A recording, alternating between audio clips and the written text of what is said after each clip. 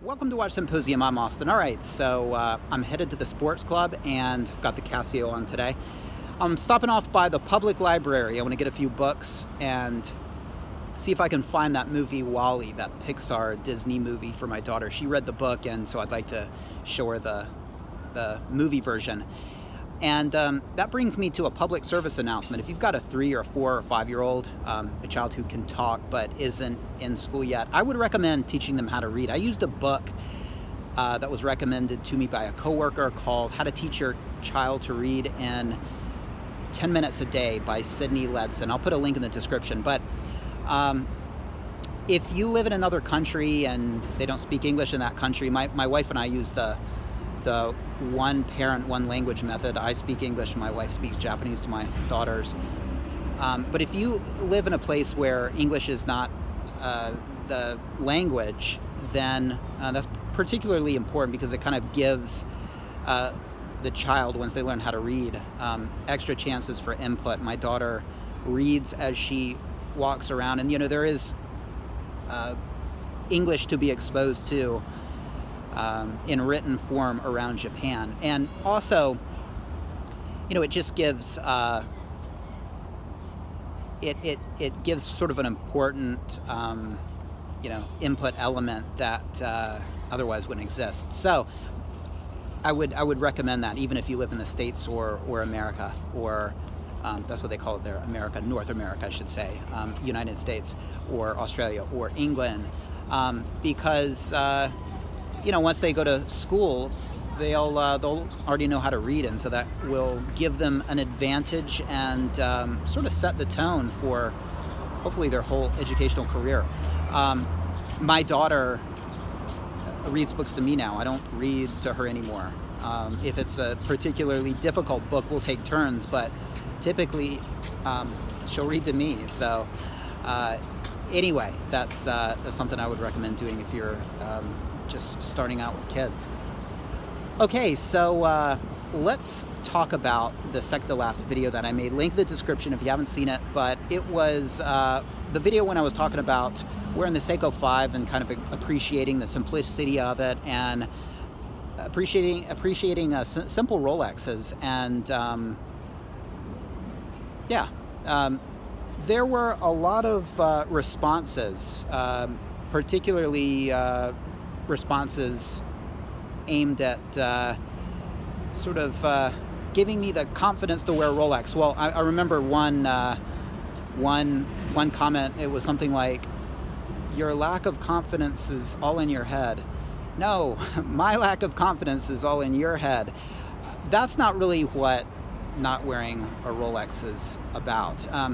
First off, you guys know that I go through phases, and right now I'm on a Seiko phase. I'm on the crest of a Seiko wave, and I stopped wearing the Delphine Hands Seiko 5, and I started wearing, and I've worn it for maybe the past 5 days, the original Seiko 5 that I got, which in terms of Seiko I would say is my horological soulmate. I don't know why I love that watch so much. I think it's, I'm gonna give you some footage right here so you know what I'm talking about. But I think it was my first Seiko. It was my first Seiko 5. I love the simplicity of it. I love the day and the date, all those Seiko 5 characteristics. I like the Jubilee-esque bracelets, really comfortable.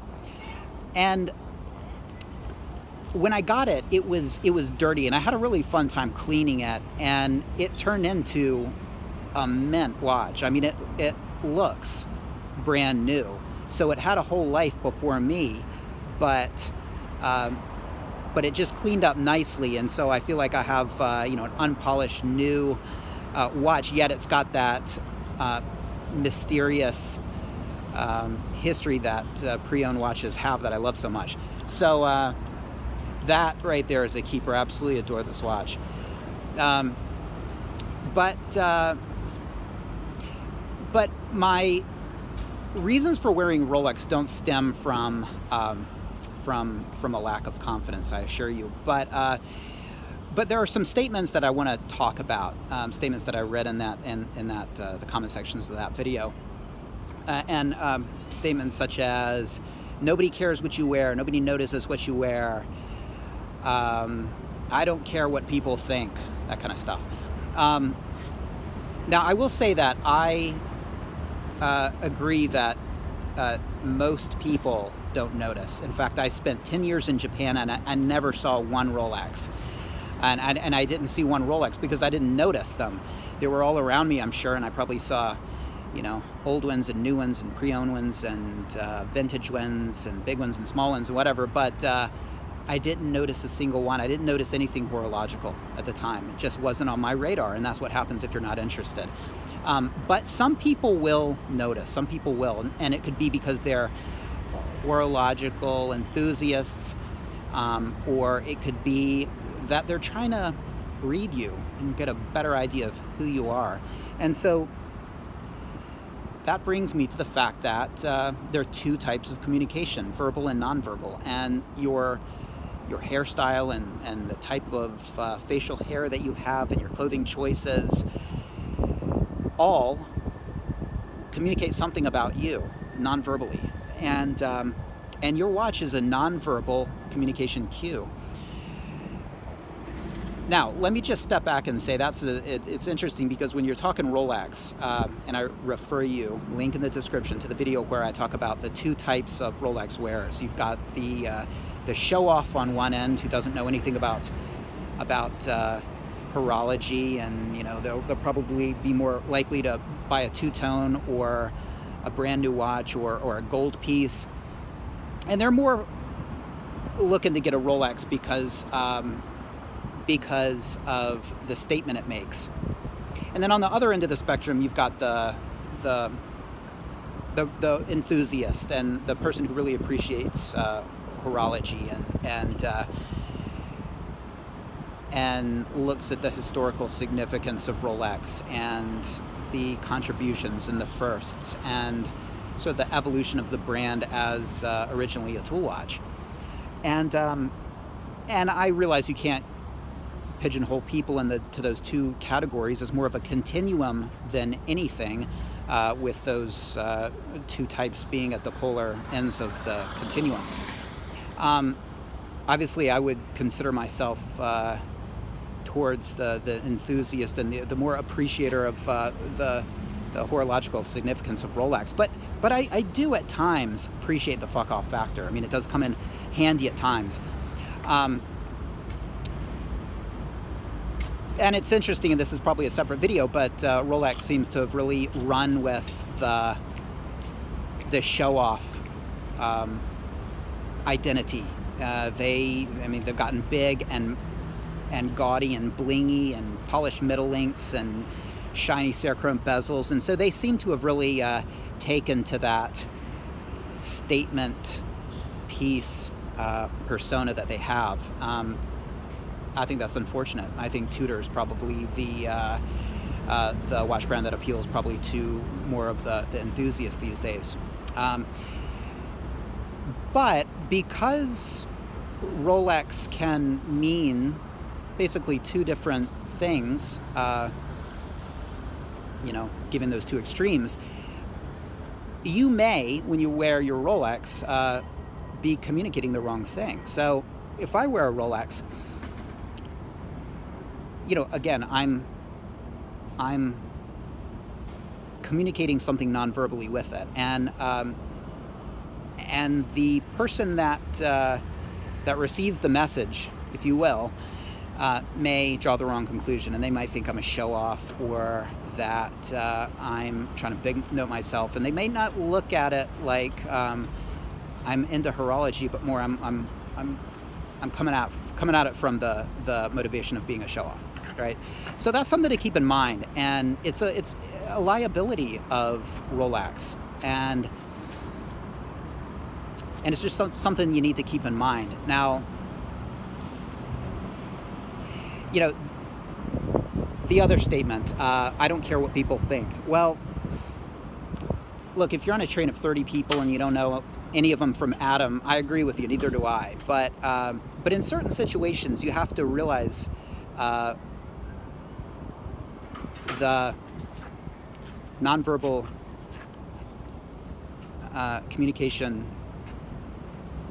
ideas that your watch may be sending. And it's worth taking into account.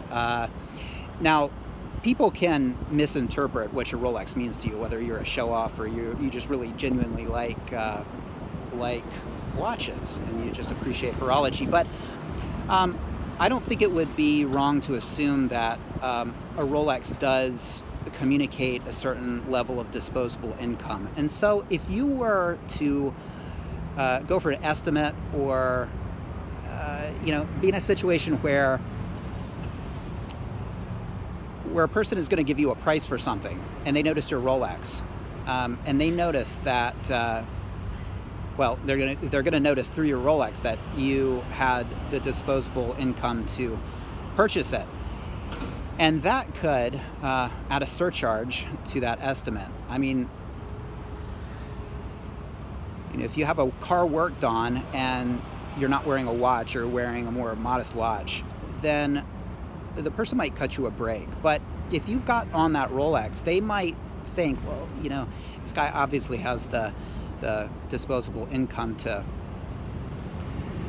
waste on a watch, and really, I mean, in this day and time, there are a lot more affordable options. But if you communicate that, and you are when you wear a Rolex, then it could cost you some money. So to not care what other people think, in a society where we're social beings, is a bit naive, if you ask me. So, when I'm in a situation where I assess, a meeting I have or the people I'm around, and I do make a conscious decision to wear something more low key, I think it's. I don't look at it as something wrong. I just look at it as something strategic and that makes sense. So I just thought I would throw that out there. Anyway, your watch does communicate things about you, and it could communicate the wrong thing, depending on how people interpret it. But what at least it does communicate is that you they had enough money to buy a Rolex, and so that might not be something you want to communicate all the time to certain people. All right. Anyway, let me know what you think. Hey, do you guys have a horological soulmate? Well, when it comes to Seiko 5, that one's mine. I was thinking about my my Rolexes. Which one would be my horological soulmate? I could say it's not the GMT. I'm not comfortable enough with it yet. Explorer 2 or the Sub. I might say the Explorer 2. Anyway, do you have a horological soulmate? Let me know. Take care. Thanks for watching. See you next time.